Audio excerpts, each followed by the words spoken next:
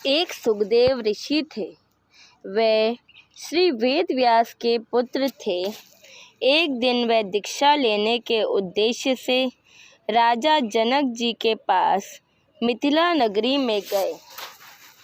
राजा जनक ने कहा कि सुखदेव, कल सुबह नाम दूंगा। उनके ठहरने की व्यवस्था अलग भवन में कर दी। एक सुंदर युवती को ऋषि जी की सेवा में परीक्षा लेने के उद्देश्य से भेजा।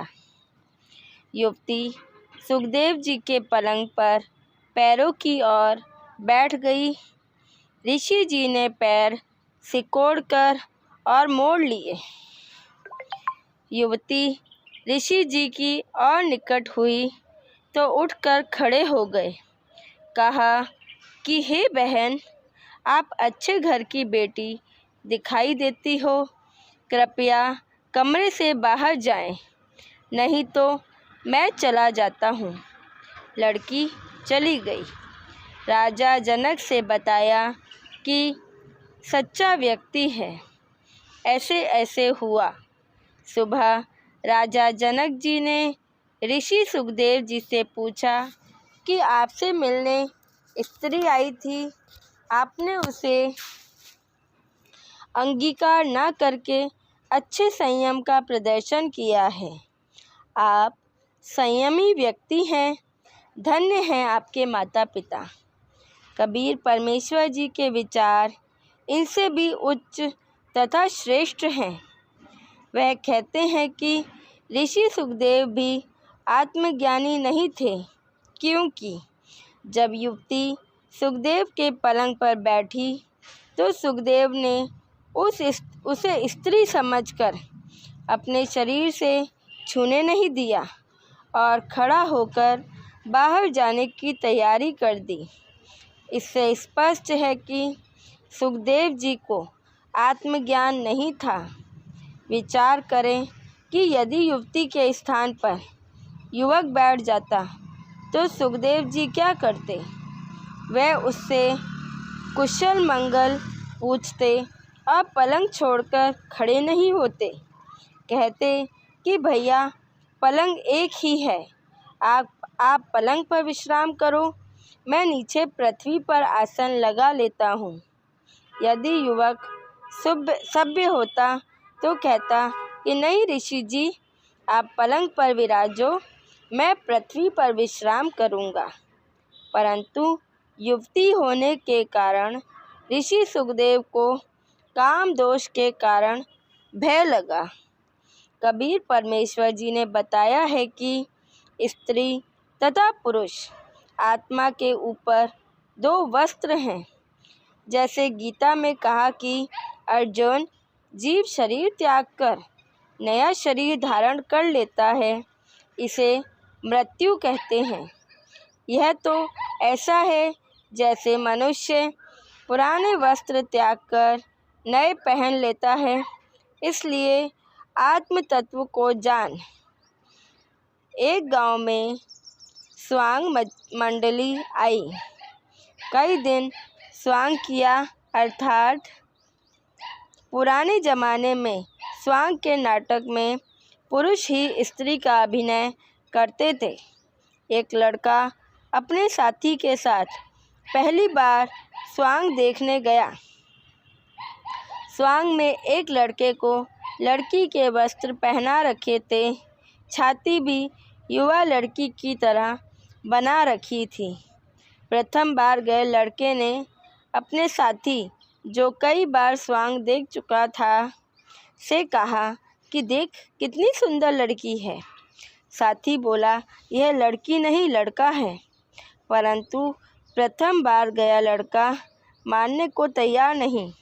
उसको अपने मित्र की बातों पर विश्वास नहीं हो रहा था। स्वांग के समाप्त होने के पश्चात स्वांगी अपने उस स्थान पर गए जहाँ ठहरे हुए थे। दोनों लड़के भी उसके साथ वहीं गए। उस लड़के ने, जो लड़की का स्वांग बनाए हुए था, अपने स्त्री वाले वस्त्र उतार कर खूंटी पर टांग दिए। छाती से बनावटी दूधी उतार कर बैग में डाल दी कच्चे कच्चे में स्नान करने चला गया। यह देखकर नए दर्शक को विश्वास हुआ कि वास्तव में यह लड़का है। अगले दिन उस लड़के दर्शक को वह लड़की के वेश में लड़के से लड़की वाली मलिन वासना दिल में नहीं आई। उसे लड़का दिखाई दे रहा था। इसी प्रकार यदि सुखदेव ऋषि को अध्यात्म विवेक से आत्मज्ञान होता तो उससे स्त्री नहीं आत्मा रूप में पुरुष समझकर कहता कि आप पलंग पर विराजो, मैं पृथ्वी पर विश्राम करता हूँ। साधु संत फकीर इस विचारधारा से जीवन जीते हैं, साधना करके मोक्ष प्राप्त करते हैं। आइए जानते हैं सद्गुणी व्यक्ति किसे कहा जा सकता है। सद्गुणी व्यक्ति वह होता है जिसमें आत्मा, अनुशासन, ईमानदारी, सदाचार, व्यवहार, कुशलता, सभी प्रकार के नशे से दूर रहता हो और एक परमात्मा की भक्ति पर आश्रित हो आदि जैसे नैतिक गुण हो। वह उस एक ईश्वर की सच्चे मन से मर्यादा में रहकर पूजा करता हो और पाप से बचने के लिए वास्तविक आध्यात्मिक ज्ञान को आधार बनाकर चले। इसी सच्चे ज्ञान के सहारे वह मोक्ष प्राप्त करने योग्य होता है। राजा जनक ने ऋषि सुखदेव की क्या परीक्षा ली थी? राजा जनक ने ऋषि सुखदेव की पवित्रता की परीक्षा ली थी। इसके लिए उन्होंने एक सुंदर युवती को उनके कमरे में भेजा, जिसका उद्देश्य उन्हें लुभाना था। इस तरह राजा जनक सुखदेव का आचरण देखना चाहते थे। ऋषि सुखदेव जी ने राजा जनक द्वारा ली परीक्षा को कैसे पास किया? ऋषि सुखदेव जी ने गजब का आत्मसंयम दिखाया और उस युवती को तुरंत अपने कमरे से बाहर जाने का आदेश दिया, ताकि वह उसकी सुंदरता के कारण उत्पन्न होने वाले भाव से बच सके। जब ऋषि सुखदेव जी परीक्षा में सफल हुए तो राजा जनक की क्या प्रतिक्रिया थी? राजा जनक ने ऋषि सुखदेव जी के असाधारण संयम और पवित्रता की प्रशंसा की और उन्हें एक अच्छा व्यक्ति माना। परमेश्वर कबीर जी ने ऋषि सुखदेव जी के बारे में क्या बताया है? परमेश्वर कबीर जी ने ऋषि सुखदेव जी की आलोचना करते हुए कहा है कि उनके पास सच्चा आध्यात्मिक ज्ञान नहीं था, जिसके कारण उन्होंने स्त्री को स्त्री के रूप में देखा।